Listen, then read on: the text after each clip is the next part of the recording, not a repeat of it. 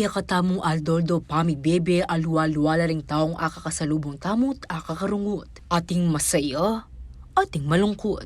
Balang metong atin kanya-kanyang pagdalanan at pupusanan akapagsubukan kimbi. Agpangking clinical psychologist ay Kenzie Valentin, ing ega na ganang emosyon ng tao ating epekto king mental health. Adwa po ka rin most common mental health issue yung anxiety and pong depression.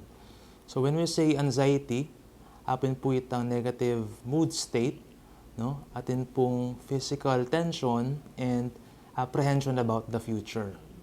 So on the other hand, pota pong sinabi mo depression, apin yung pathological sadness or lubos na kalungkutan. Atin kanong sintomas nung makaranas siyang anxiety o depression, ing meto nga tao. At dapat lang kanong bagang familiar kareti bang abalo nung kailangan ng isa o iba't ka rin kakaluguran at kapamilya. O kaya naman, ing konsultasyon ka rin mental health professionals. Meron ding pagbabago sa timbang, no? Pwedeng pataas o pwedeng pababa, no? Ano pa, mahirap mag-concentrate, no? Kawalan ng pag-asa or hopelessness, nagsa-self-isolate, and worse, yun nga, merong suicidal ideation.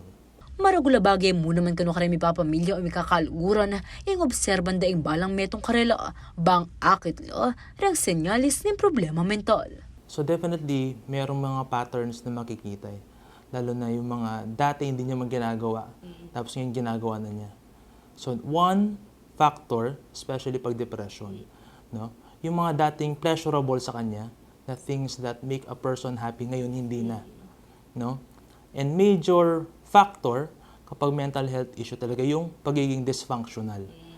So kung dati napo-perform niya yung duties niya, for example, sa trabaho, sa school, ngayon nahihirapan na siya, no? Hindi siya makapag-pass sa requirements, nahihirapan siya mag-comply sa mga documents, for example. Kung nag-aaral naman, same.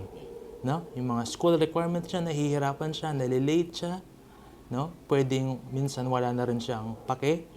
Kaya ba naman kaya malyaring gawan para a-overcome yung makanining mental health issues, yung pamanyawad sa ka rin mental health professionals. Gusto namin, they seek proper people. No? Yun nga, kapag nag-seek silang help, usually we would conduct counseling and psychotherapy.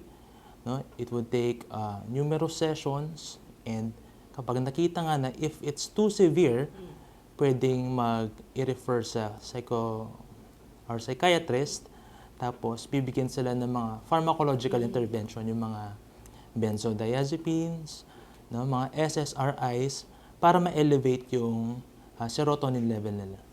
Samantala, agpangpakang Valentin, magumpisa na ng akakit ng bangsa yung pamangailangan king mental health. At tatanda ng kayabe mo naman ka rin benefits sa bibiyanan ng PhilHealth ding may aliwang packages para kanini. Yung General Mental Health Service Package at Specialty Mental Health Service Package. Samantala, aparte king stigma, akakit mo naman kanong sangkan ing kultura. Inya kera kalan ka rin makakaranas sa antikanining problema, ing manyad sawop at pisala sa likod do. I think it all boils down sa culture natin kasi, no? It's not something na we've embraced, no? Lalo na yung mga kabataan, no? 'Di ba? When they show emotion, usually our parents would say, "Huwag kang iyak." Something ganon. We are asked to suppress every emotion, no? Kahit it's human to not. So there are things na siguro yun lang, nakalakihan natin sa norm na, kaya sabi ko, part na siya ng stigma natin. And when they do seek help, no, kapag nalaman niyang pumunta sila perhaps sa isang clinic, no, minsan babansagan na siyang, ay, baliw ito.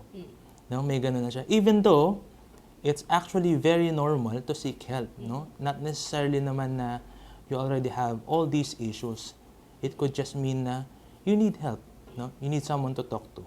Samantala, para ka rin makakaranas matinding kalungkutan at kailangan ng professional na sawop, malyari kong maus ka rin hotline na 1553 1800-1888-1553.